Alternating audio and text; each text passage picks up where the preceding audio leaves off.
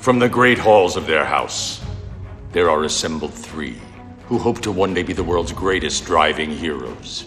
Created from the cosmic legends of the universe comes our team captain, the Vision, Bill Fisher, and their soon-to-be Wonder Woman, Vicki Fisher, and our Captain Marvel and head flight trainee, Jennifer Scripchuk. Their mission: to fight injustice, share what is right and wrong, to get you out of your house and come out racing with them and serve all mankind. They are the Garage Heroes in Training Team. Welcome to the Garage Heroes in Training Podcast. I am going to be one of the hosts for this episode. My name is Bill. Who else is hosting? Vicki. Returning guest alert. Mm-hmm. She's been here at least 3 times. I know of 2 for sure. I feel like there's a third one. This will be the third. This will be the third? Okay. I thought we dragged you into more than that. But she is someone who has raced with us, raced against us, never lost. Shh, don't tell anybody. And races with other former podcast guests and all around the country, and had some pictures where she was doing something that was fantastic, and we needed to talk about that, and we're going to talk about that and a whole bunch more. But welcome back to the podcast, Lara Vernon. Hi, thanks so much for having me back on. Right, you're one step closer to the prized 5-guest host episode jacket, which we haven't ever made yet, but we're working on it. I have this as a New Year's plan. I want to have that, so we're going to be like Saturday Night Live, you know? You come on and guest host 5 times, you get a jacket. I was going to say, is it going to be a green blazer, just like SNL? Because, I mean, I'd look good in that. You look good in anything you rock, miss. It's awesome. Oh, there we go.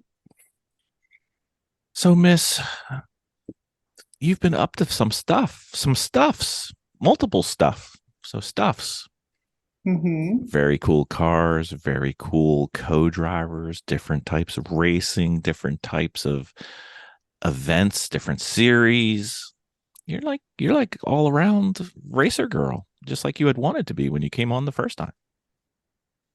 Yeah, it's been 5 years, I guess, and I'm kind of shocked at where I'm at now too, quite frankly. The opportunities I've had and people I've gotten to meet and co-drive with and drive against, it's been super fun, and you guys are a big part of that, so thank you. We did nothing except cheer. Mm-hmm. Mm-hmm. Yep, it's all you. Your skill and dedication has led you to where you. I don't know if we asked the question back then, because we weren't good at podcasting back then. Not that we're good now, but we're still trying in training. If we asked you where you'd want to be 3 or 4 or 5 years into the future, if this is where you would have wanted to be, or I think it might even be farther than where you thought you might have been. I would say further. I mean, when I started doing all this, I had the idea that somehow I would become a professional racing driver and potentially even be able to do it as a career. And I don't know that I'll ever get there, but I also, when I was on the podcast, I think either the first or the second time, because it has been a while, I was talking about how I had missed an opportunity to introduce myself to Randy Popst and felt really bad about that. I think you made up for it. I made up for it. Yeah. And then some. Okay. That whole situation with Randy has just been a dream come true, and being invited to co-drive with him now in the Flying Moose for the 3rd season this year is just beyond my wildest dreams of what I thought I would be able to do. So you race pretty consistently with Randy. I wouldn't say full time with Randy, because Randy's full time is everywhere, any race. Who knows? Sometimes multiple races in the same weekend in 2 different coasts. He is a crazy. And who's man. ever's car that he can get into. That's right. Plus borrow some other ones, you know. Uh-huh. Yeah, if it's at all powered by electricity, gasoline, wind, a force of any kind of nature. He and has wheels on it. He's in it. Yes, But you're not wrong. We've come to warn people about Randy and saying, if you're going to give Randy your car, you better make sure that you've prepped that car well, because if there's a flaw in it, he will find it.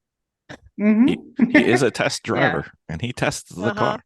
Yes, he does. He can do 3 laps and tell you what needs to be done to fix it. Or blow it up. Suspension changes, or if your car's not ready. If your car is not ready for that level of driving, Yes. Randy will find out. He's got mechanical sympathy, though. Oh, he does. He likes to go fast, but he's not, doing anything to a race car that shouldn't be done to it in the first place. No, not at all. It's just our level of cars. Lots of people think that their car is a fully prepped race car, and they drive it to what their limit is, and then when sometimes subjected to the true limit of the car, perhaps the car wasn't as prepared as it Randy could have been. So Yep. it's Randy. Yeah, when you're so when you're at the limit of grip and the suspension is all the way leaned over, and you're trying to, problems will present themselves when the right person gets behind the wheel. Exactly. So going from a person whose aspiration was to meet the man and missed a somewhat opportunity, but made up for it, how is it to go from looking up to him as like one of those racing icons that we all know him as, to I would go with teammate and friend now? That's absolutely the relationship we have. He everyone says don't meet your heroes, but Randy's the real deal. He's absolutely as great as you would expect in terms of giving all of the people who admire him and respect him the time of day to have a real conversation where he spends his energy learning about who you are, what your name is, what your story is. And it's impossible to go anywhere with him. Like, we were at the Amelia Concours and Amelia Island earlier this year. Him, my friend Lisa, and I were down there, and as we were walking around, every 10 feet he would bump into somebody who either recognized him or that he knew from long ago. And we maybe covered about a quarter of a mile the entire day, because every 5 feet he was just getting bumped into by somebody and was giving them all of his time, and that's magnificent, but also, hard when you're trying to check out cars at a car show and you just want to walk around. So we more or less left him to his fans at that event, but he's absolutely that way. And he's been really supportive of my business, my dealership, which is Rare Exotic Vehicles. I buy and sell collector cars. And that was one of the things. Near Asheville, North Carolina. That in Asheville, that's one of the few specialty car dealerships in the area, and I've been doing it now 7.5 years. And that was one of the things that initially got us to be friends, because when I told him about my dealership, he immediately was like, "Oh, I have to come check that out. That's really unusual." Regardless of the fact that I'm a woman and I run a business like that, it's just unusual to begin with. But that was definitely, what initially I think sparked our friendship, was him wanting to come check it out. And within I think 2 weeks of meeting him at that race in 2021, 2020 or 21, I'm not sure. It was somewhere. It might have been 2020. End of 2020. Were you wearing masks? He immediately, no comment. Okay. I was just saying that it narrows down the years. It wasn't 2018, so. Oh, I think it was 21, because I don't recall everyone being all masked up, but at these racing events, it was outdoor. It wasn't. The population density is quite low. Yeah, it was not as important, I feel like, and a lot of other people did too. But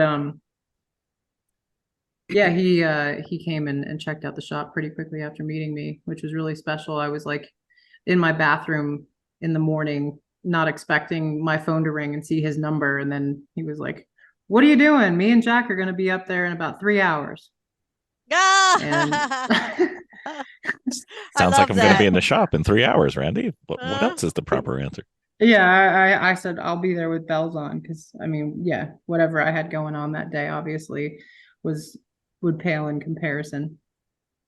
So But that's hmm?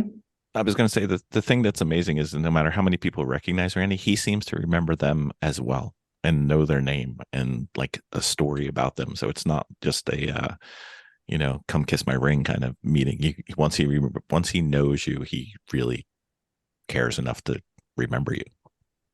Absolutely. And even the weekend that I first met him at the race at CMP, which was I think a lucky dog race, I introduced myself to him, I think on like Friday night or Saturday morning.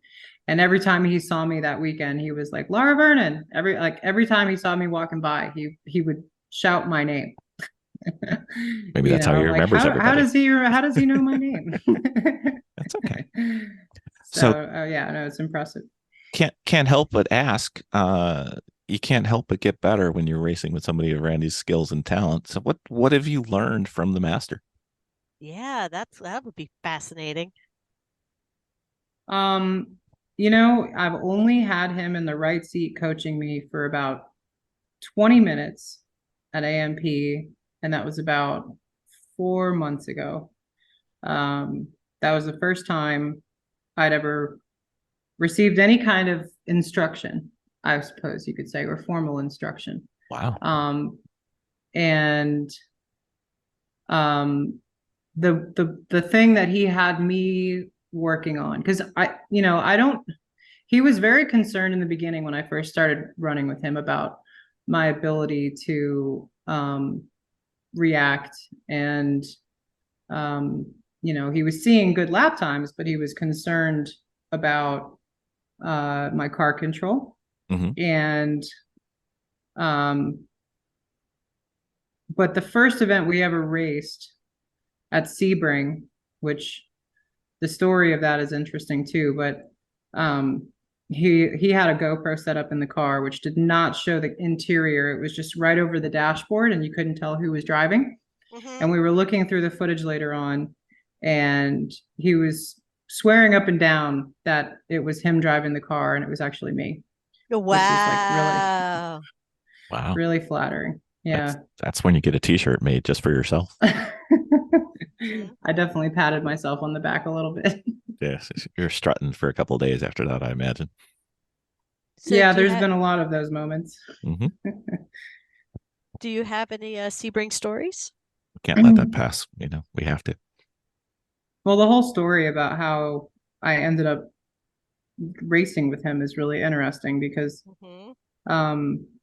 he basically when he came up to visit that one time, he met Reed, who is a local mechanic who works on my cars, and he's a big Volvo guy and owns a bunch of vintage Volvos as well. And Reed is a fan. So when Randy came with Jack that first time, I offered to go out and buy us all dinner, and we all, hung out for a few hours, and he met Reed. And maybe 3 weeks later, he calls me and he says, "Hey, we blew a head gasket at AMP, I think it was, or Barber. And I need to see if Reed can fix it. And if you can get the car up there to Reed and get this fixed, then I want to invite you to come drive with me at Sebring." Wow. I remember this happening. It was quite fun to watch from a distance. So that was like, drop everything I had going on, go down to his house, pick up the Volvo, bring it back here very nicely, but also sort of without taking no for an answer, ask Reed to help me with the project. And that whole situation wasn't without its hiccups either. We got the head machine by some shop because they were the only ones who had the availability to do it immediately. that he had never worked with, and they bungled the repair, and the head wasn't even planed properly, and the To start holes with? that once Oh. they had machined it, they didn't machine it properly. Okay. Maybe that's why they And weren't busy. yeah. Ooh. Ouch. Bazinga.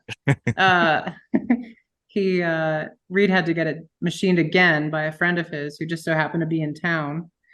So the stars all aligned. We got the car running. Randy came and picked it up like 5 days before the Sebring race, and then we went and drove down there together. And yeah, it was me and him running the 12-hour or 14-hour, I can't remember, Champ Car event in December. I think it was December of 2021. I think. That seems Anyway. that seems too close. I remember when it happened, so I don't know. Might be. Time flies. Yeah. Who knows? Yeah, it does. Maybe it's December 2020. Anyway. Hey, girl held her own. Mm-hmm. Yeah, well, actually, it was not without its kind of horrors too, because Friday, the test day, that morning, we were working on the car, and it was running really rich, and it was not building the right amount of boost at the right RPM. And I don't know, Randy was swearing up and down something was wrong. So we took the cover off of the timing gear, and he thought maybe it jumped a tooth, so we moved that around, and we were messing with this and that. And then about noon, we got the car buttoned up. He kind of just said, all right, I guess it is what it is. He went out and did some laps, and then pulled into the hot pit and said, all right, it's your turn. This is the best the car has ever felt, pretty much. So Really? you're gonna love it. So I get in the car. I do maybe like 2 laps at the most. And I was going around the hairpin at Sebring. And as I was going from the hairpin to that first 90-degree right, which is, a series of sort of kinks, and it's a pretty long straightaway. You get up going up to a pretty good speed. I started to slow down for that turn, and I felt the rear end kind of like swaying around, and I heard like a kind of a sound like a door was opening and closing, and I was like, I didn't know what was going on, but I took that turn. The car felt a little weird, and then the very next turn was kind of a moderate left turn at speed, and I wasn't going like full speed, but I just I didn't know the car. I didn't know what was going on. And then it started like swaying back and forth, and then just went understeered, plowed into the dirt, and went right into a tire wall. No. My second lap ever in the Flying Moose. And I radioed in and I said, Randy, you're gonna kill me. And he's like, what happened? He's like, hit a wall, a tire wall. He goes, bring it in. And I'm like, my heart is pounding. I'm like sweating from every pore. I'm like, this is my nightmare. This is my biggest nightmare. Wow. I pull it into the pits, and the whole time I'm going down the track, I hear something like dragging on the ground and clunking, but I'm going like 10 miles an hour around the track. And we get in, and he, puts his hands up and tells me to stop, and he starts looking around underneath the car, and he goes, the freaking panhard bar is dragging on the ground.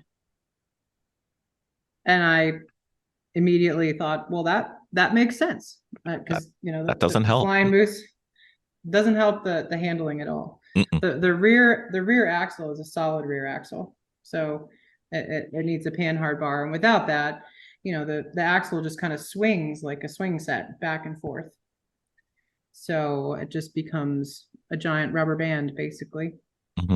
And so it snapped.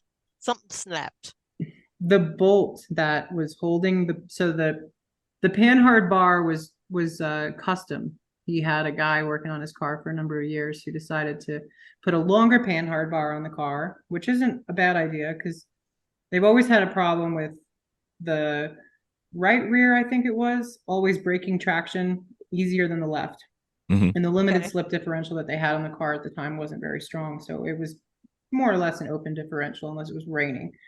So they put this bigger panhard bar to try to level out the traction between both rear wheels, and decided that the best choice for the bolt to hold the panhard bar into the custom made bracket was to basically use the cheapest bolt they could find. It was like Ah, Well, it's almost not- aluminum foil. I mean, we drilled it out and it came out like cheese. It was just like there was nothing to it.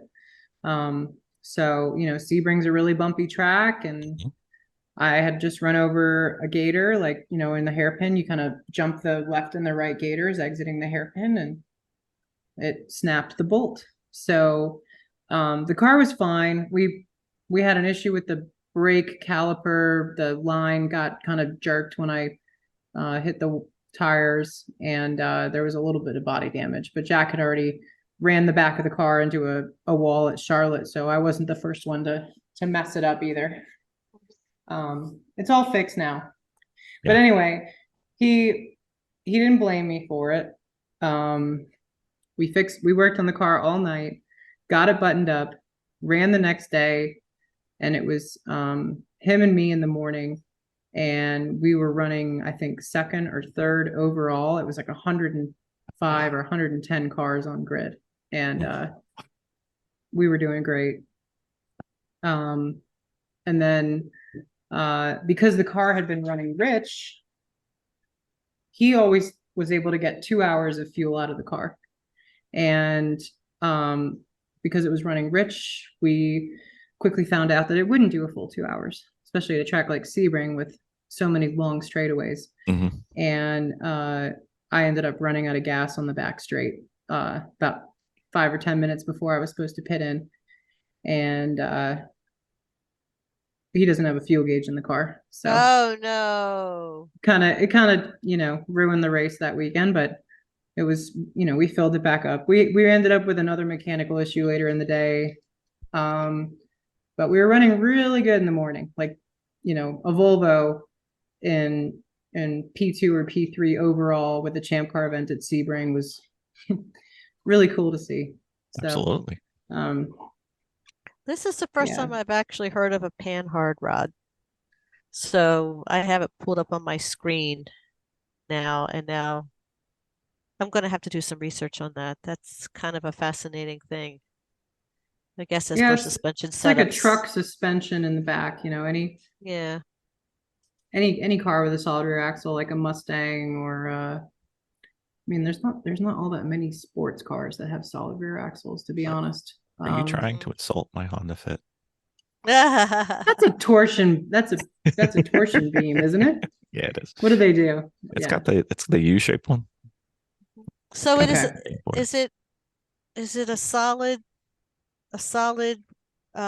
rear axle, but it also has a diff back there also? Or was So, it yeah, front drive? Yeah. It's like the No, truck. it's rear wheel drive. Yeah, it's like a truck. So you have Yeah.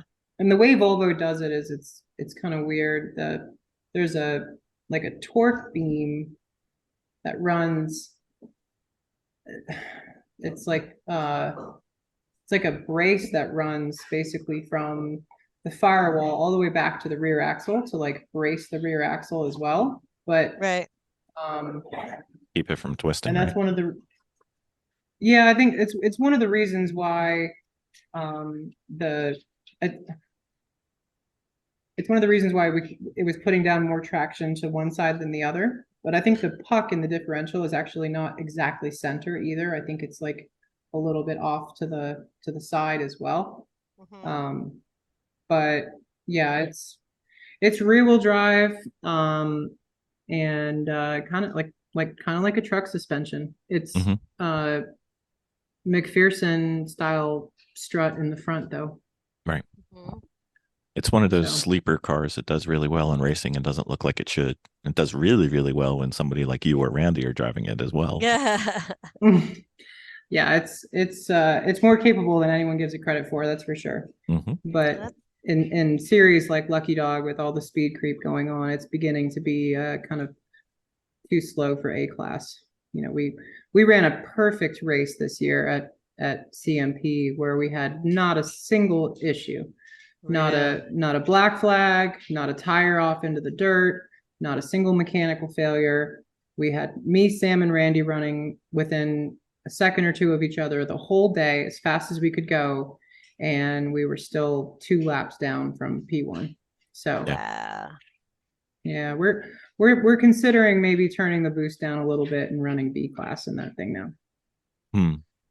It's gonna be tough to talk people into Randy Popes being in a B class car, but yeah.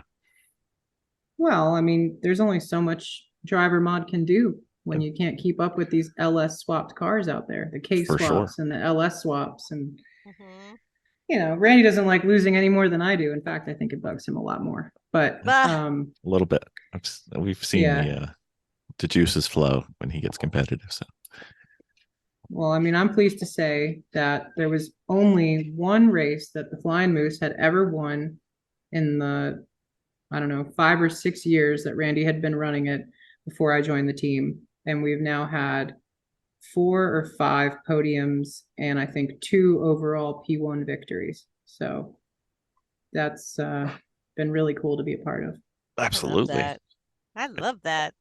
Cannot complain about that. And he had some pains in that car for quite a while, and it seemed like it took off after you helped out, and then it just kept going. So job well done. I don't think I can take any credit for fixing any of the mechanical issues because that's not my forte. Nope, but that's fine. We didn't say you should take it. We just wanted to give it to you. Who does the mechanic work on the team? Sam. Both of them? Sam's. Okay. Well, I mean, Randy does do some of it, but he's so busy.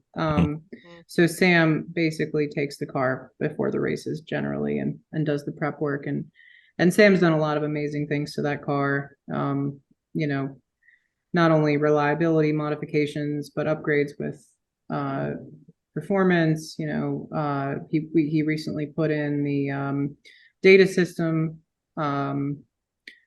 gauges, you know, a ton of stuff. And the car, I mean, it's blown head gaskets more than any other race car I've ever seen. It just keeps it can't keep a head gasket. It's what took us out of the last race that we did this year at CMP. But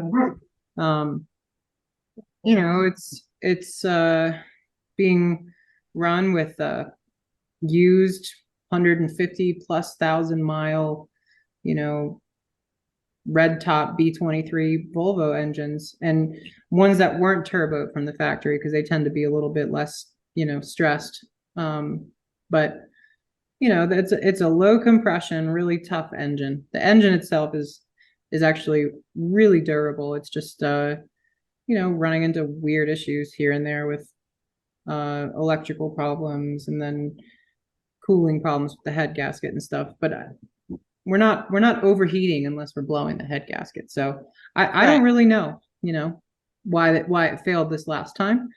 Greg was in the car when it failed, and he just said it was normal until it wasn't. So who knows? Sometimes it just happens. That's right. We didn't have as good of a season this year as we did last year, but we still podiumed. I think we got P3 in at least one race. We have an AMP curse though. We've never finished a race at AMP. Really? That's not a big, you know, high horsepower, high speed track. It's just a bunch of wiggles.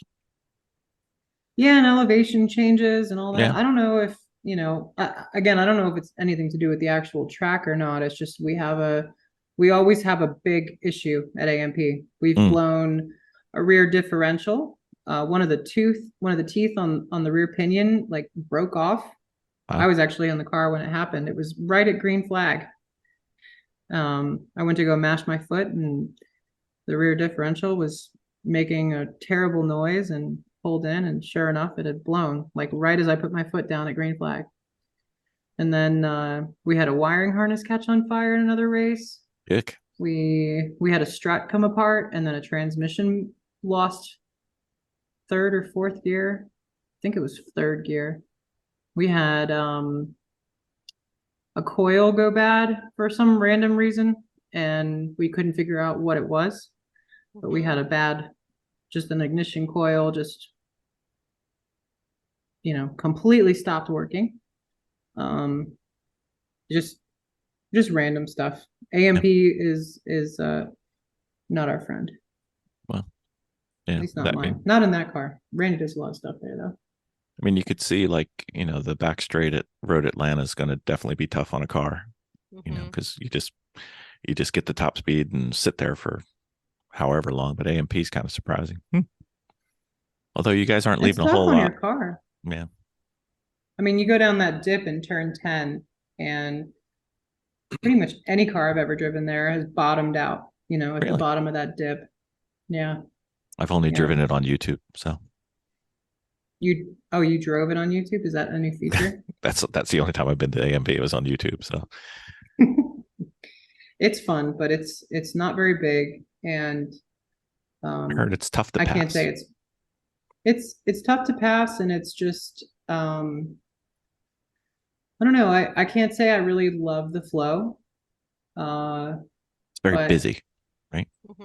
Yeah, it's a busy track, and it just like a lot of corners really slow you down. It's technical, and that's what's fun about it. But it's also, I don't know. That track and NCM are the two that I just never fell in love with. NCM to me is difficult to know where you're at visually because it all looks the same. I could see that. It's Armco here and it's Armco over here. It's just, that whole first half of NCM is confusing to me for sure. Yeah. I remember one time I was like, okay, I finally got it. I'm there. I've been there a while. It's late in the weekend. And I'm like, I got it. We're almost done with this lap. Life is good. And I look and see that the flag stations, which I love at NCM, they have the turn number. So you know where you're at. And I look at the flag station and it's like 12. And I'm like barely halfway, not even halfway. Oh, well, so much for knowing exactly where I was because I am only halfway in and I thought I was done, but whatever. It's okay. Yeah. How many turns are that? It's like 20 turns or something. It's crazy, right? 23, but don't ask me. I don't know where I'm at on the track. So I'll figure it out. One day we'll go back. Miss Vicki hasn't been there yet. It's a big one. It eats up tires too. It does. It is a tire destroyer. Bring a spare set. Yeah. At least one. Yeah. I remember it was an HPD weekend, the one weekend that I went there with, not sticker tires, but pretty new tires. And I left there and I'm like, wow, they look like they went through a 24-hour race. I was like, damn, okay. Sounds good. Anyway. Yeah, I think it's the front right that burns out the quickest because there's so many like constant radius turns. And you just sit on them. But yeah, they're just screaming. And then there was one team that was running a C4 Corvette at the Champ Car event I was doing there one weekend. And I think they went through 3 sets of tires in one day, in one race. Wow. That's not good and expensive. Yeah, I don't know if that was the car's fault necessarily. It was one of those like veteran racing for veterans teams. So maybe not the most experienced on that kind of surface to conserve your tires, but yeah. I watched them wheel in 2 sets of tires that day, 2 different times. So wow. Yeah. Crazy. Well, they deserved it. Our veteran teams are awesome. So they are fun. So since we spoke, you seem to have raced in lots of different places, lots of different series. Which ones have you enjoyed yourself at? I mean, Lucky Dog's definitely my top in terms of the endurance racing series. Kathy and Greg are just incredible. And I did my first ever West Coast race with Lucky Dog, or just in general, about 3 months ago with Lonnie and Def Power Jeff? Racing. Yeah. And Jeff, yep. And Chris Martin, and that was really, really fun. And it is a little bit of a different vibe on the West Coast, but I Yep. I really liked it. And I Which know track? that Kathy, Which track did you go on the West Coast? the Ridge Oh, the Motorsports Ridge. Park. I've heard that's Mhm. awesome. It's on our must-do bucket list. I actually really like that track. It's a lot of fun elevation change. There's like a mini corkscrew, like Laguna Seca style corkscrew, Mhm. which I can't say it flows very well, but it's entertaining because you basically go from 100 or so miles an hour down to like 20 to drop into this like 15% grade. It's Yep. like a sharp 90-degree left down a 15% grade, and it's entertaining because cars go 2 and 3 wide into there. I mean, definitely not more than 2 is as much as really can fit, but there were times where there were 3 Mhm. trying to go down together, and it gets a little dicey. Yeah. But I liked that. I like that track a lot. But yeah, I mean, I gotta say, the way that Kathy runs those events, where it's it's less about who has the fastest car and competition and just everyone having a good time together, and it's not as jokey as Lemons, and it's not as serious as Champ Car, and it's amazing that they take the time to do events on the East Coast, and they're expanding every year. So Yep. It's like the perfect blend is how we always refer to it. mhm. Yeah. We're doing pit race with them 100%. this year. We'll not miss it. Pit race with Lucky Dog. Yeah. When did that October. get added to the calendar? October. What? Hey, you got to stay up on these things, I'm I sure. saw Rockingham. I didn't see pit race. Yeah. Are you sure? I'm sure. Okay, well, I love pit race, and I I'm know. gonna have to figure out how to get there. I know. I'll have to convince Randy to run it. Yeah, you're just going to have to twist his arm to go out to a track with Lucky Dog. It's just going to be so hard, especially when he can drive there. It's not 3 hours away like the rest of the tracks. No, it is not. But it's 4 I'm hours sure away for he's- us as opposed to 12. So we'll take it. I'm sure he's in. No, I'm not. That's so exciting. Pit race is like my top 3. Mm-hmm. Same. Wow, and they have Barber too. Mm-hmm. Oh boy. More dogs to be lucky. Oh, it's Lucky Dog Canada joint race. Interesting. Mm-hmm. Okay. Well, I plan on seeing you there, whether you're racing with us or racing against us. It's fine. Mhm. I'll make it happen. I I know. will make it happen. I'm gonna have to figure out whether or not my own racing schedule, because this will be the first season I'm ever racing my own car, Mm-hmm. is gonna coincide with any of these other Lucky Dog events that I want to do, because that would be tragic. So what car did you get? I know, but I bought some people might not. I bought a 2002 Corvette Z06. Mhm. Starting with a nice, easy, low horsepower, fairly sedan-like car there, I see.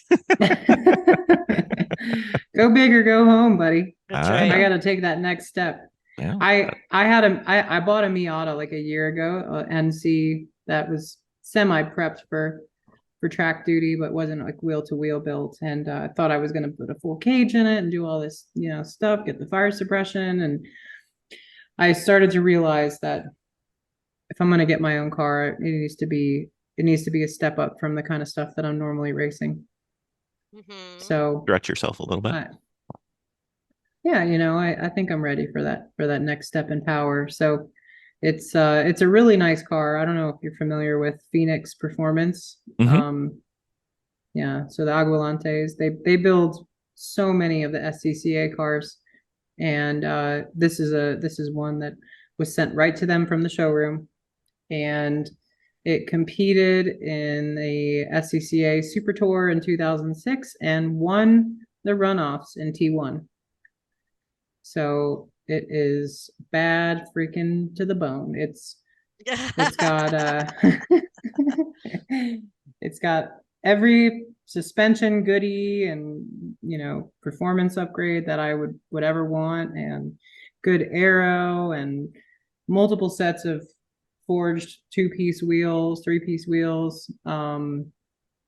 It's awesome. So I bought it, an enclosed trailer, and I ran it at NC Car actually like a couple weeks ago just to kind of see what it felt like, and I was pretty blown away. It's just Yeah. effortless speed. Yeah, it's pretty incredible.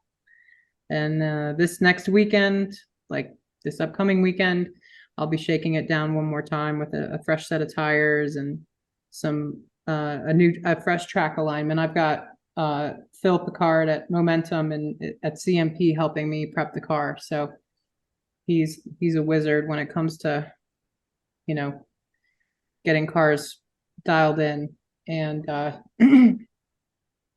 so that's really exciting because having him on my side and, you know, not having any kind of formal pit crew, you know, he's really helping me a lot. So I'm going to run NASA ST2 and the the Southeastern calendar of events. So mainly like CMP and Roebling.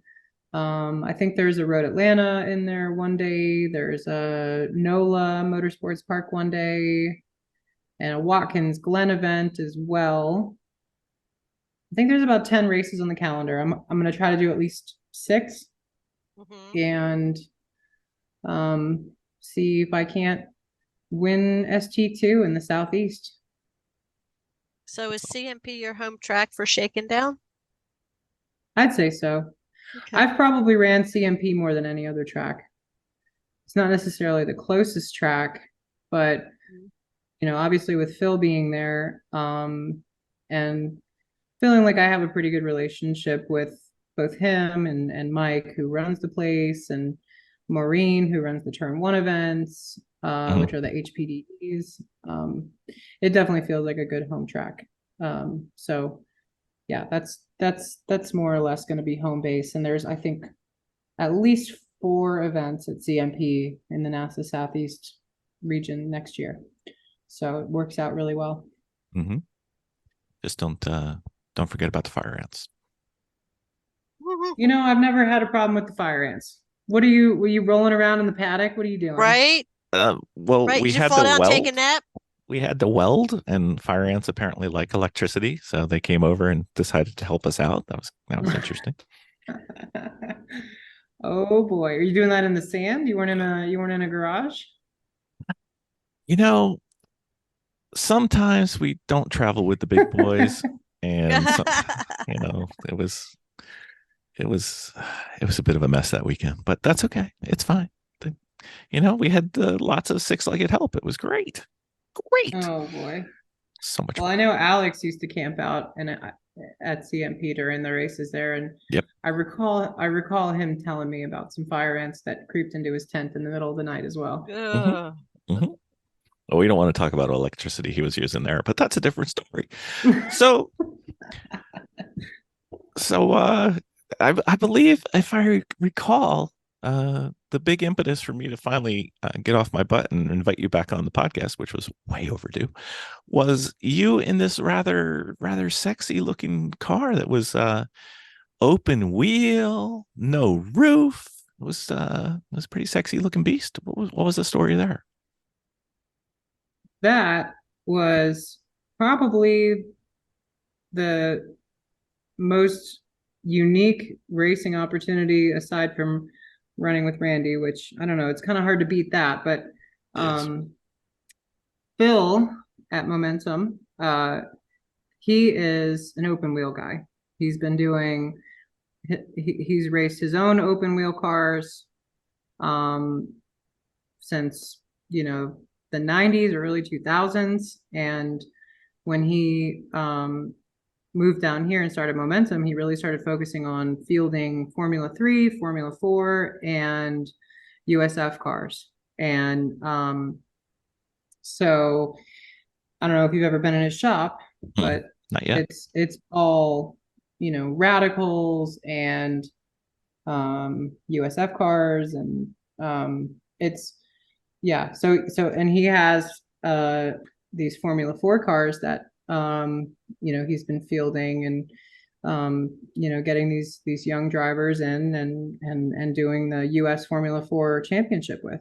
So those cars are actually now being retired. The 2024 season is going to usher in a new prototype that they've just sort of finished up. And so the old Formula 4 cars, which is what I drove, are going to now be used in like a junior league. Nice. But Phil, being the awesome person he is, he was willing to put me in one.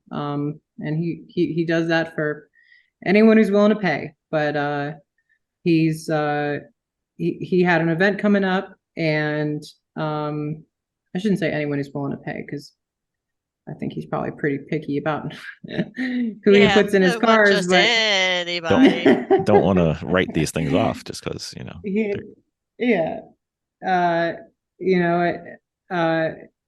he trusted in me a lot to do that, and I was just over the moon about it, because I had never driven even a shifter cart, and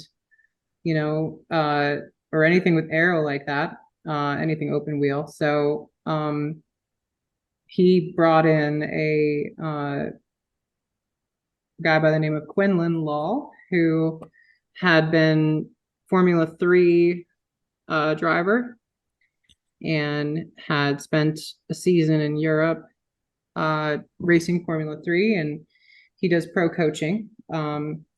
So he flew Quinlan in from New Jersey to come, analyze data and help me get to know the car and shave down some lap times. And the car is just incredible. It's a Civic Type R engine with no turbo, so it's like 160 horsepower, 170 horsepower, but the whole car with me in it only weighs 1,200 pounds. Wow. And it's kind of baby aero, it's not like you're glued to the track, but you definitely feel it at higher speeds. And I think, according to Quinlan, it was like 130, 140 around CMP in some of the faster corners, like the kink. Wow. Which is plenty fast when your butt is a half an inch above the ground. Mm-hmm. Yeah. Hopefully still in the car, but yes. Yeah, well, it definitely is a test of your strength, because you're laying down in it like in a hammock, basically.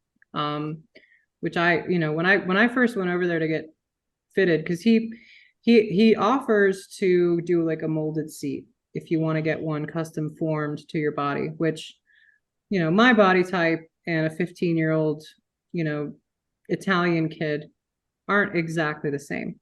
So close, though. So close. So I went to go sit down in the car, and I couldn't even get my hips down into the seat. And so he basically just took a Dremel and shaved enough of the seat away that I could get down into the car, but it wasn't really all that snug. But I didn't opt to pay the extra money to get a seat fitted, because I really, it was just for a day. But looking back on it, it probably would have been a good idea, because I was pretty banged up. I was moving around in that seat pretty good all day. If you watch the video, my helmet moves like 6 inches. No, that's not good. Yeah, I was struggling to keep my torso up, and my hands were like outstretched really far, to the point where it was hard on my wrists. After about 10 minutes, I'd have to come in just because my wrists were like on fire, like that carpal tunnel feeling. Yeah. To where I couldn't even muscle the wheel around. But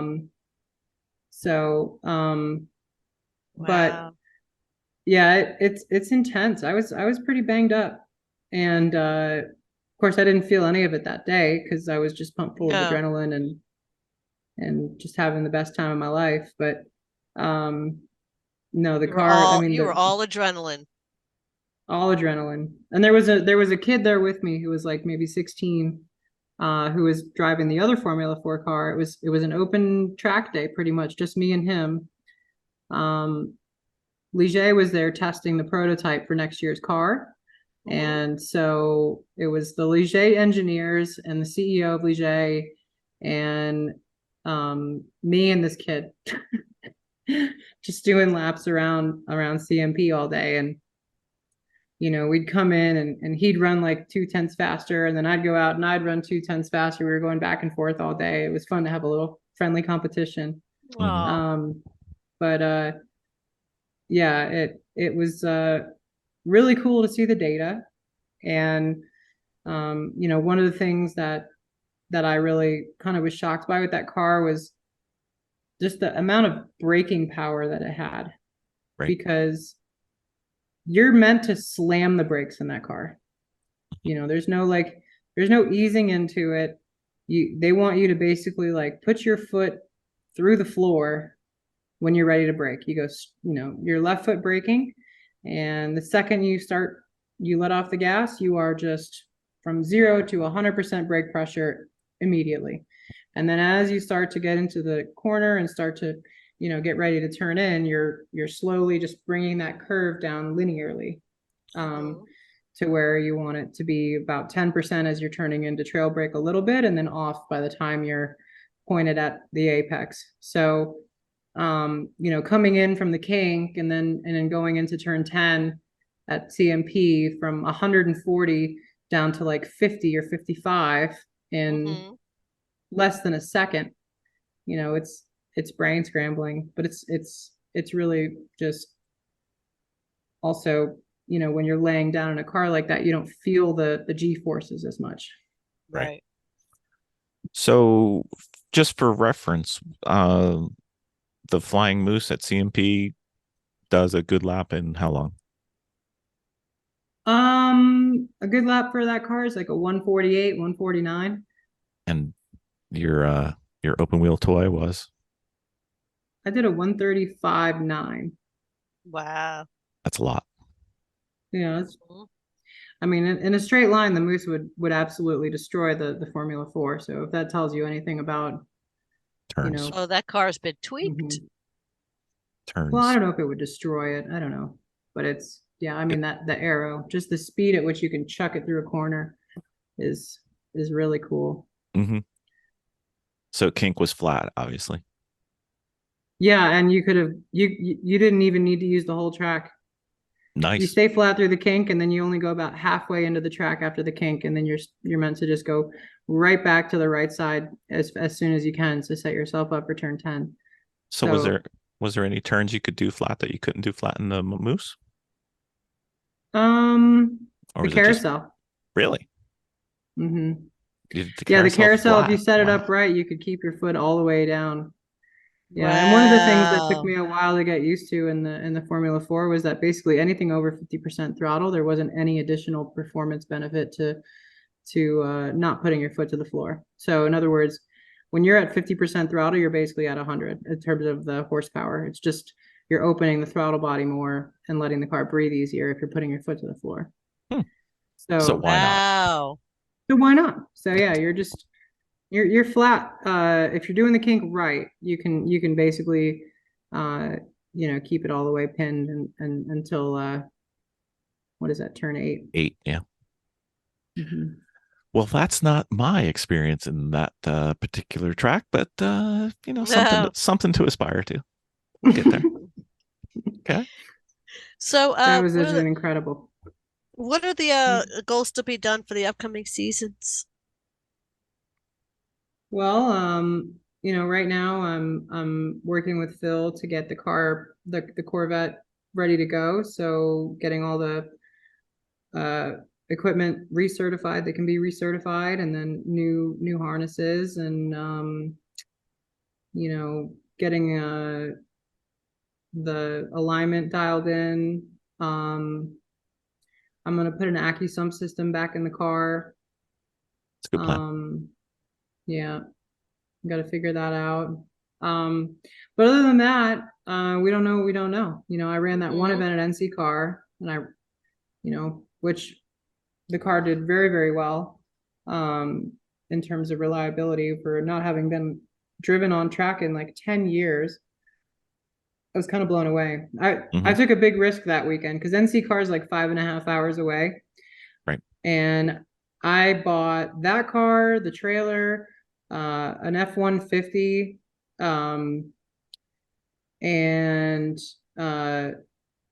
towed my car out to that track, which I had never been to, all within a week. So it was like I had like 1 week to do a oil change and a brake fluid flush and nut and bolt the Corvette, and then I was off to a new track and a new truck with a new trailer and a new car that I had no experience doing any of that with. So, and somehow it all ended up working out okay. Doesn't sound Which is challenging at unusual in all. racing. Doesn't sound challenging at all. No. I mean, obviously I'm evidently the biggest optimist in the world. So it paid off that time. Yeah. If it was easy, anybody could do it, Anybody can do This it. is true. Oh, that's true. That's the whole reason we have a podcast. Yeah. The secret's out. Mhm. Well, if anybody's an amateur, it's me. I guess I'm just a rare success story. I've only been racing on track for 4 years. I know. Well, Oh. wow. 4 years. That's impressive. No, we suck. Thank you. Oh, come on. You don't give yourself enough credit. I'm Oh, just we are brave and excellent at stupid. sucking. We are She's excellent at Sometimes that's sucking. all it takes. Her threshold is much less. Yeah, her aspirations are much higher. Her skill Yeah. is much higher. I don't Well, it know. helps when you don't have a kid to worry about, or That's true. or and you're responsible for your own income. You have a little bit more freedom of movement. That's right. That's Mhm. right. And I guess, I don't when it comes to racing, I'm willing to make mistakes. So, And that's a big part but of it. It is. And I Yeah. think the other thing that I see that you do better than most is you will listen and learn what you should and ignore what you shouldn't. Oh, well, that's very nice to hear. Yeah. I have ADD pretty badly, and it's funny because when I mentioned that to Phil and Randy both, they were like, "Yeah, I'm pretty sure that's a requirement of every good racing driver." Seems especially when Randy. you focus. When you're interested, you are all in, and Mhm. then if something doesn't appeal to you, it might as well be rocket science. You just don't care and don't want to learn, Yeah, Randy said that more than once on this podcast. So, Oh, did he? oh yeah. It's weird that it's like that though, but it makes sense because it's just this moment of zen in an otherwise cluttered brain. Mhm. Yeah, exactly. It's almost like a hyper focus. And when you're in that focus, it's very annoying when people interrupt it. Yes, It absolutely. really is. It really If is. someone's chatty on the radio, it bothers me. Right. It's like you're interrupting the focus. Yep. I'm in my flow, Right. and Right. Randy likes it when he's talked to on the radio though. So, I mean, but he's obviously got a lot more time under his belt to be able to filter through that distraction. Couple days. Yeah. So speaking of zen, speaking of flow, speaking of distraction, we have new Fast and Furious Storytime questions, which you have not subjected you to. Uh-oh. Just a few. What is the Fast and Furious story time? It's when we ask silly questions about things just to get to know you a little bit better and try to figure out Okay, exactly. so it's not about the Fast and the Furious. No, No. you're safe. You don't need to know what car Vin was driving in Fast and Furious 6 or whatever. RX-7. It probably I ace the Fast and Furious think we quiz. did this. Did we do this with her once before? I thought we did. Maybe. I did. I got all Been the too old long. ones out and the new ones in. So we're gonna start with a simple one. Captain's log supplemental.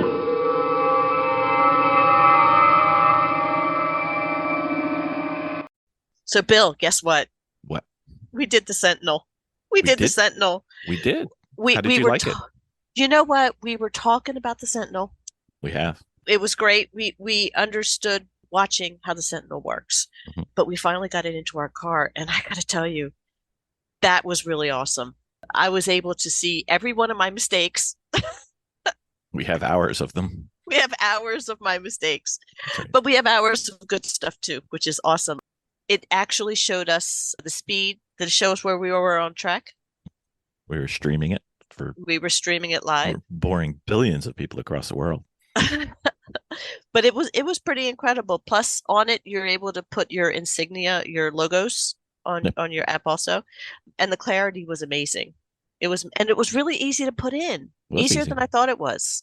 I know you kept So making a big deal out of it. I'm like, it's really not that hard. actually, Until we focused on it. It wasn't too bad. And then we got some help. no, It was pretty easy. yeah, it was. It was pretty good. You know what? I liked the stream because some of the tracks we go to don't have great cell phone coverage, but it's got a USB stick backup. So I just uploaded the high quality video without the cellular interruption. So if you watched us earlier and said, wow, they got from there to there really quickly, you can watch the real video and see that no, we didn't. It's just a cell phone went out. But Yeah. So the learning curve for me, obviously, I'm slightly techno Amish.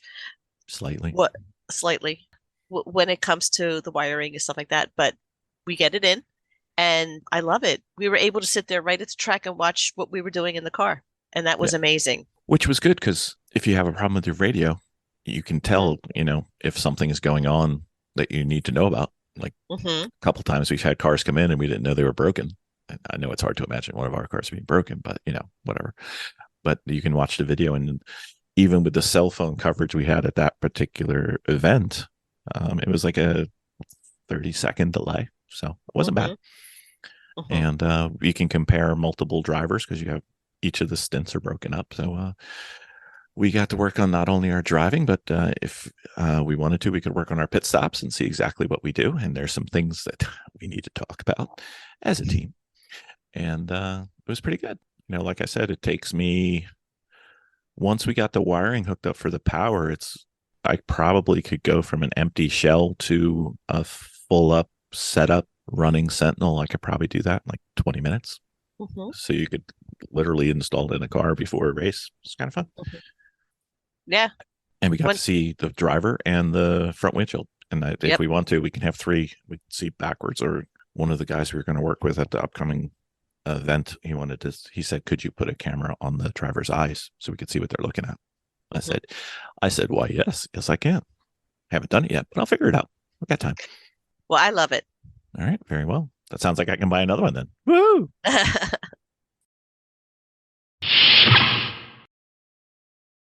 What is your race car number and why? And do your cars have names? Well, I actually only started thinking about what my race car number is going to be just in the last couple of weeks because this is my first race car. And I've settled on the number 32. Okay. Is there a reason? That number's followed me around. Okay. It's a stalker, huh? Okay. All right. Yeah, and so is the number 24. I've been in between those two numbers, frankly, actually. And my birthday is Christmas Eve, so that's 24th, which 24 makes sense. 32 is from. It's not your birthday. Not my birthday. No. Maybe in some weird mathematical equation it all makes sense, but 32 is because of a car that I owned a long time ago that I absolutely loved, which was a Volkswagen R32. Oh, okay. That makes sense. And that car kind of changed my life, actually. I wouldn't be in Asheville if I had never bought that car, which is a funny story. But it changed the course of my life, absolutely. And so I have an attachment to that number. So yes, 32. And I don't name cars generally. I don't think I've ever named a car like a human name. So I can't say what it would be if I named it, but I can tell you this, and I don't know if you've seen the pictures of the Corvette or not, I have. but on the side of it, there is a pinup or borderline prostitute looking woman named. She looked happy though. Oh, well, you would be too if you were on the side of a Corvette. Exactly. But she is apparently the secretary of the guy who ran the car back in 2006 in the runoffs, and her name is Juanita. Juanita. Oh, So, and she's, you know, a blonde lady of the night named Juanita. Mhm. And so she's gonna be the mascot of the car. And the first thing I thought to do when I bought that car was to peel Miss Juanita off. Mhm. And I have since been convinced that she's got a permanent place on that vehicle, because I can't tell you how many people have told me not to take her off. Well, I mean, if the former owner's wife didn't get her off the car, then what right do you have to get her off the car? So, yeah. So now your car has a name, Juanita. That's right. Juanita, that's her name. There you go. Awesome. So, all right. So my question is, your most memorable car breakdown on road or track? Oh, breakdown. Well, it would probably be at AMP in the Moose. Because It's just what you it do was there. it was just so weird. I was going into turn one after fighting off this Mustang for several laps. And every time I'd get a run on the Mustang in the final, what is it, 14, 15, that long sweeping left at AMP. I know you haven't been there. But I'd get a run on that car, and then he'd start moving into the in the inside and blocking me from getting around, and I just got really fed up. And after like a few laps, I thought he was like purposefully blocking me, and I just got a run coming out of that corner and went for it down the front straight, and was on the inside coming into turn one, coming down the hill, and I had a little bit of brake lockup. I locked up the rear brakes, and the car spun 180 degrees, and I wound up like 5 feet off into the dirt at the bottom of the hill at turn one at AMP, which normally would just be a matter of putting the car in first gear and getting back on track and driving off and losing maybe 5 seconds of my lap time. But the car died and wouldn't start. Wow. And we were running pretty well. And I'm sitting there cranking the car and nothing's happening. And, you know, I shut the power, the main power, made sure the fuel pump was on, made sure the ignition switch and everything, nothing like weird had happened. And I'm sitting there trying to crank the car, and it's just turning over and not kicking. And so the tow truck comes out, and I'm like, I think I just need a bump start. So they hook up the little, you know, cable and drag me out of the dirt and start rolling down the track. And I bump start it, and I thought I heard the engine catch. And so I put my hand out the window and gave him the thumbs up, and he stops the truck and comes over, and immediately, you know, the car just shuts off again. Well, it turns out it didn't actually start. What I was hearing was the induction sound of me opening the throttle body, but the car just still wasn't starting. And we tried it again, and it didn't start. And then finally, I just got flat towed back in. But turns out that in that exact moment, the ignition coil went bad. Oh, Ugh. For whatever reason. It had been running fine all day, no symptoms of a faulty ignition coil. And then as soon as I spun, the ignition coil went bad. And Randy's still convinced that that's not the whole story. He thinks that the battery terminal came loose or something. Loose, yeah. We were trying to shake down and resolve that problem all day long. And that's a whole other 5-minute story. But I just thought it was really weird to have that kind of a breakdown. Yeah. And Wow. the curse of AMP lives on. You know, it's got its ways. All right, Miss. This is if you're familiar with the claw game, we're gonna play a version of the claw game. The claw game is when you get to, reach in and grab your trophy and pull it off. So if you what car would you love to switch into that you have raced against in the past, and at what track?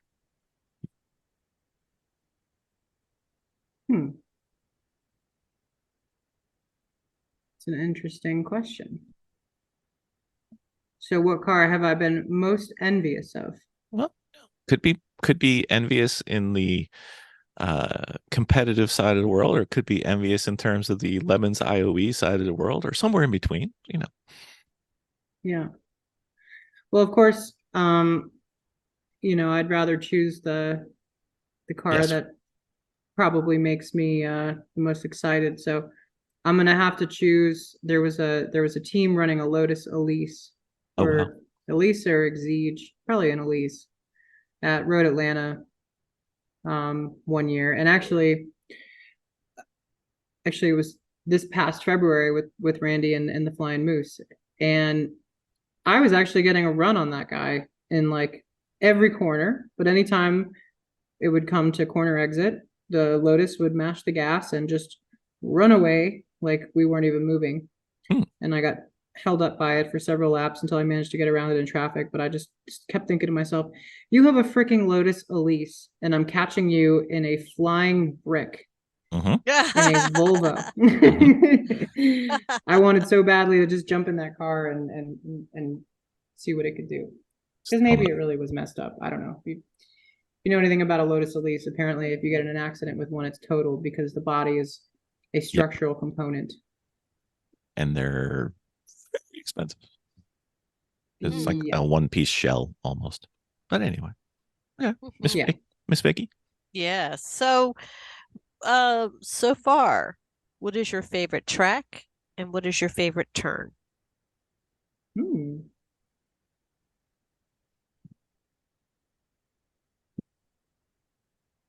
I'd say, I think the last time I was on the show, I said VIR. I still haven't run the full course of VIR. Really? At least not a full race. I was there for the 24-hour champ car, but when I got in the car was already broken. It was missing third gear, and I got maybe 3 laps before the transmission just completely blew apart. But I keep going back to pit race and how much I enjoyed that track. It is and a I nice don't know track. if there was, I loved the elevation changes and some of those blind corners where you just have to be really brave and know where the car needs to be pointed. It has everything, which is why. It does. And there's corners that remind me of Road Atlanta, but there's also not a lot of walls. There's a lot of you can be brave on that track and feel confident that you're not going to get spun into a wall. So I would probably say that my favorite track that I've run is pit race. I still haven't done Barber. You have a chance. Feeling Barber is going to be up there. It's coming. I know. Well, we'll definitely be there next year. Sam's been trying to convince Kathy to do Barber for the past 4 years. So there's no way we're missing Barber. We kept trying to do the math with Kathy and saying, if you look at the population as a teeter-totter, the big teeter-totter's up by us. There's lots of people here.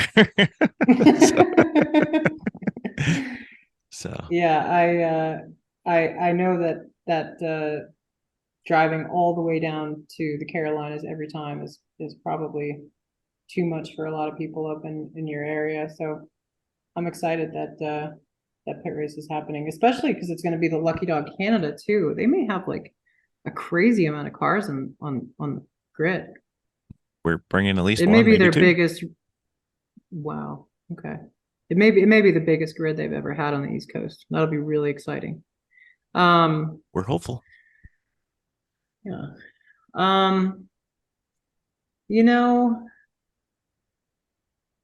Gosh, I love Sebring too. I can't think of a particular corner at Pit Race that I love the It could be at a most. different track. Yeah. I think my favorite corner on any track that I've actually raced is probably turn 1 at Road Atlanta. Turn 1. Okay.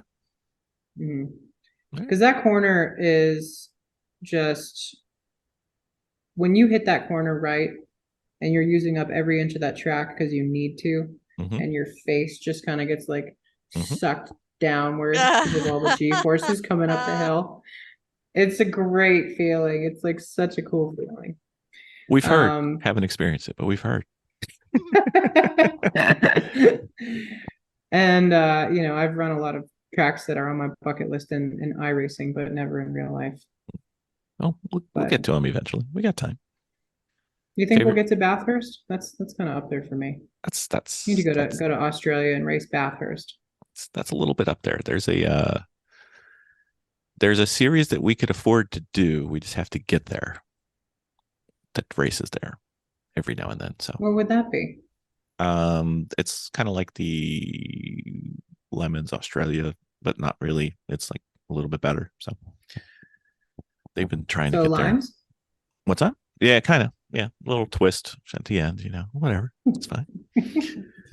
All right, I'm gonna leave Vicki's favorite question. So I'm gonna go with Jen's favorite question. And Jen's favorite question, which I think we asked last time, but I don't remember the answer, and it may have changed.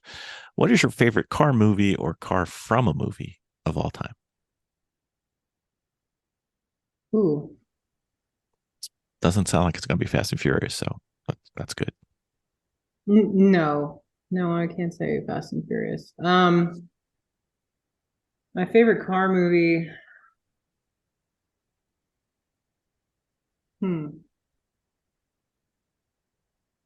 As a kid, it was always Back to the Future. My desire to drive a DeLorean quickly diminished as soon as I realized on paper what that car really was like to drive. Yeah, I've heard it's worse than it is on paper too. So yeah. But in terms of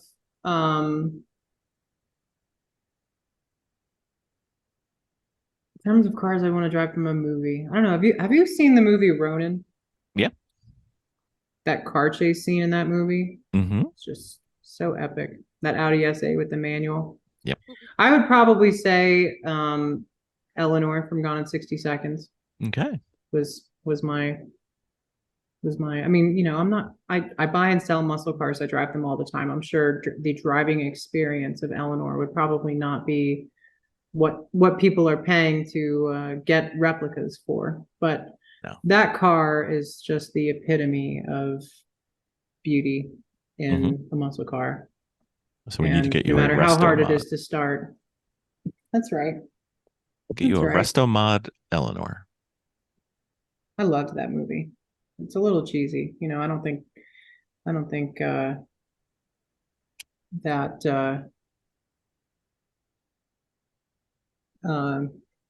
you can have a Nick Cage movie that isn't cheesy, but they started off a little less so. He's had some beauties recently. Yeah, the one he did recently with that what is it? The Unbearable Weight of Massive Talent. Yes. He really turned a page. He's very subtle and doesn't want it. Miss Vicki. Yeah. So I have one here that I wanted to know. Do you have any pre-race rituals? Or do you just hop in and go? All in. She says, Randy, hold my beer. That's right. Pre-race rituals. No, I can't say there's any kind of OCD thing that I've got going on there.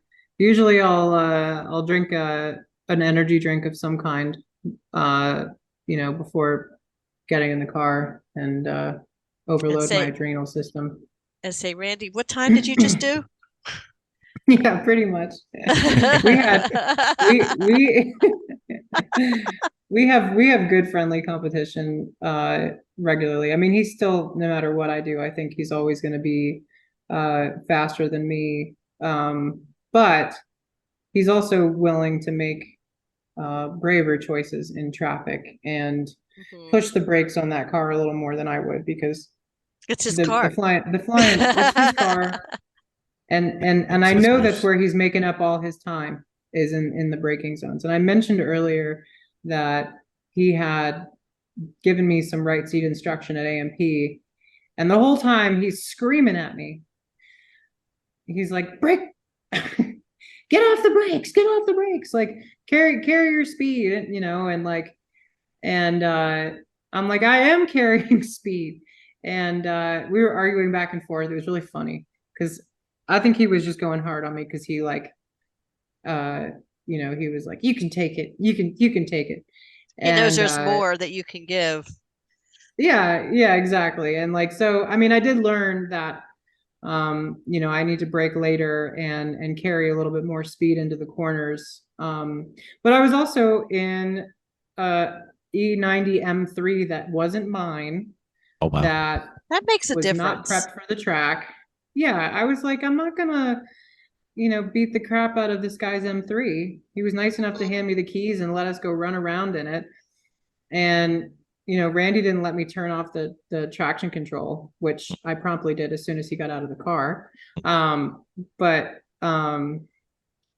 yeah, we had a AMP race where the Moose broke down, and his friend Jack, our friend Jack, I don't know if you know Jack Goldie.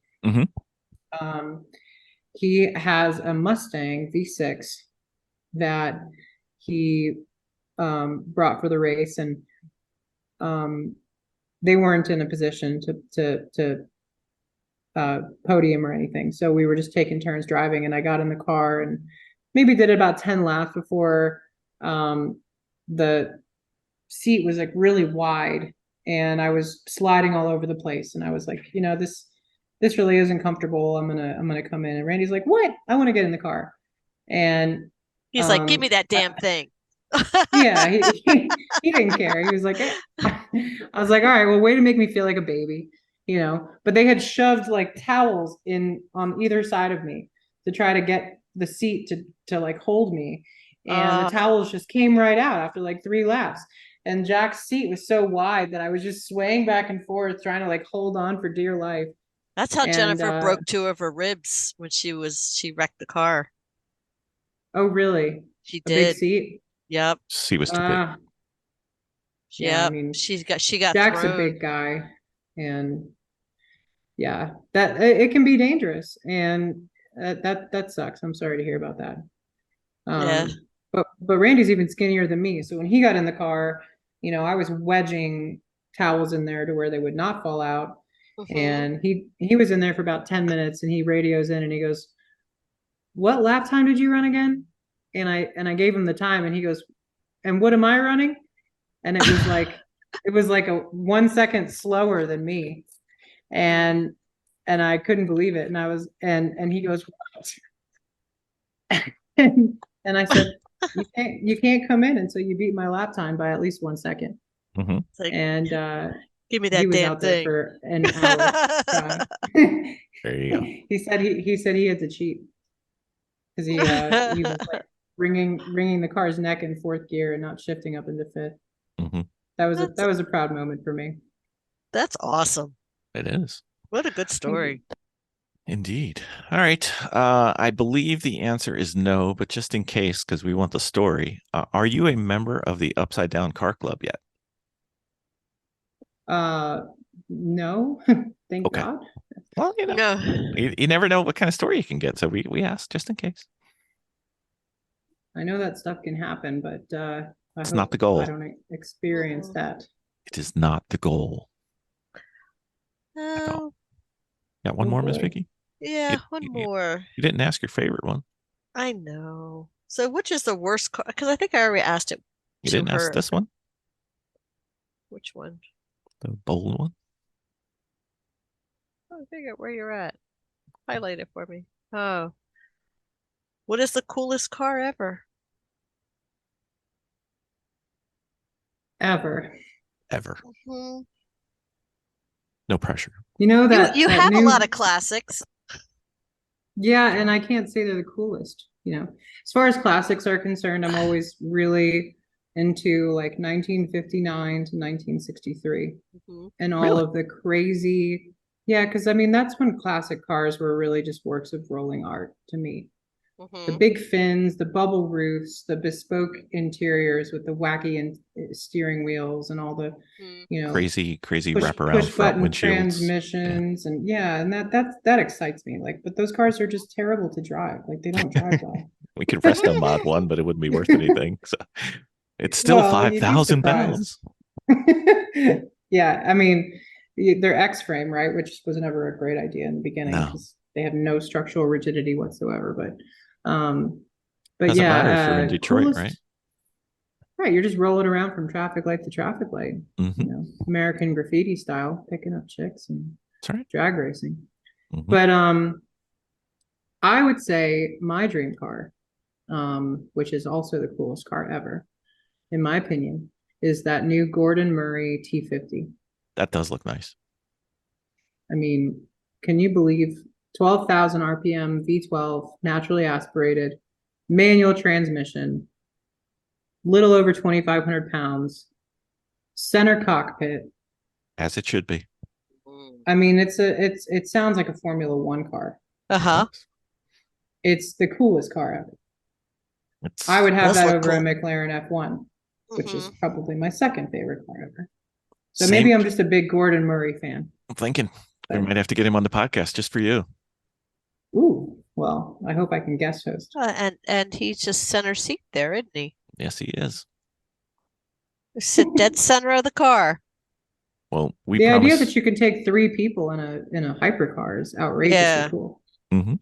And 2 of them have really a lot of legroom. What if I told you the coolest car ever was the Cybertruck? Well, I was going to say we're not going to wait until we have Gordon Murray on to have you on again, but maybe we will with that answer. Ah. I have an Ugh. idea with the Cybertruck that I can talk Oh my about God. non-podcast. So we will talk about that shortly. Looks like a jacked up DeLorean. It's something. Which isn't a bad thing. No. I mean, I appreciate the funkiness. For me, the weirder the better. I love weird cars. Mhm. You know, Well- Virgil Exner and all those old Chryslers from the 50s and 60s. You know, there's the wacky designs that got him fired because they were too outrageous. That's like my jam. I love that. And luckily, you can get some with your place of business and just have fun with them. Hopefully. That's right. I get to That's- experience history every day. Exactly. So, Miss, we need to have you on more often. So, if we're negligent in our invitations, feel free to invite yourself on because you know it's the pathway to the to be designed guest host shirt that we have to put together, but it will be an impetus to get us towards there. So, Please, please, please. It's always so fun to be on with you guys and hang out. And I regret that we don't see each other more in person. I had such a blast hanging out with y'all at Pit Race and Mhm. it's, we might be it there sucks you're again. so far away. We might Yeah. be there again. Reunion. Yeah. And if you're doing NASA stuff, you know, I Mhm. can make it to a NASA event that Mhm. you're doing with the SM, that There's- little orange stinger. We have a crossover event down at NCM.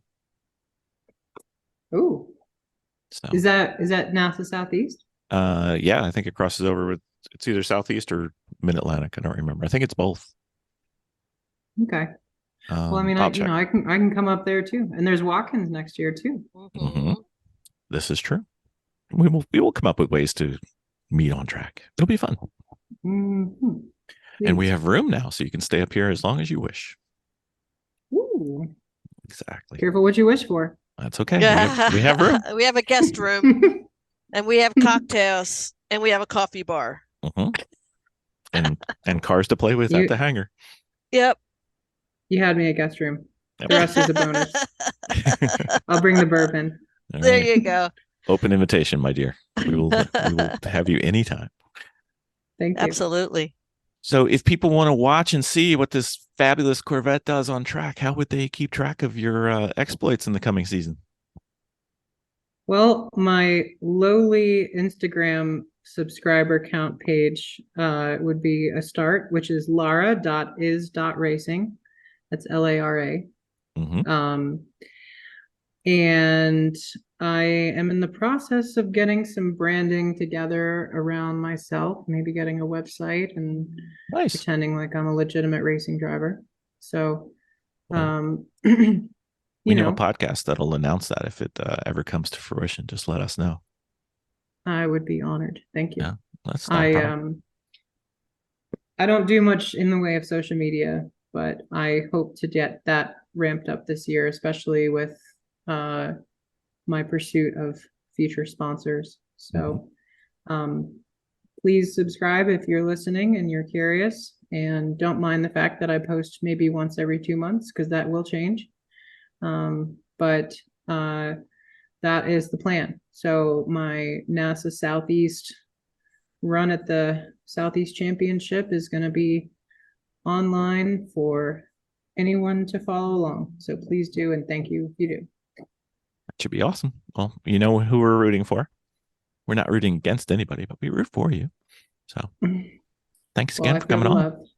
Absolutely. Thanks for having me. Never a problem. Always invited. Yep. Thank you, Miss. Thank you. Have a great night.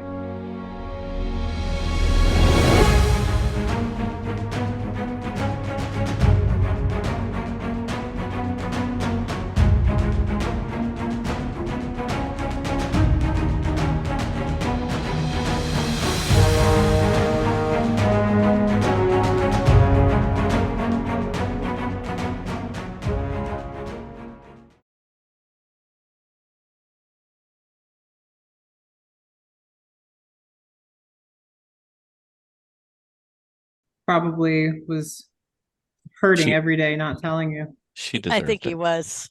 She deserved it. You know how hard it is to fix the car? No big deal. It's a spec car. I got that. Do you know how hard it is to get the seat in the right position with a seat insert and do a livery without telling the person? Mhm. It killed me. So what did you do? Just get a life-size blow-up doll? Pretty much her sister Jennifer. And Eh, Yeah. Hello? well, she's life size Okay. and a doll. And if something were to explode next to her, it could blow up, I guess. So, you know, They used my sister's butt, and she was gently pulling information from me for months. months, and you were And absolutely you useless, suspected nothing. Nothing. lulled That's into a epic. false sense of security. Mhm. Who knew? So are you going to run that Mhm. in wheel-to-wheel competition? Yes. Yeah, I hell will yeah. be. Oh, yep. I will Next be. year? I'm going to actually next year. I am going to go out. Me and Jennifer are going to go out to NASA Great Lakes and get further training up to level 4, and then hopefully get to either instructor or comp license or both.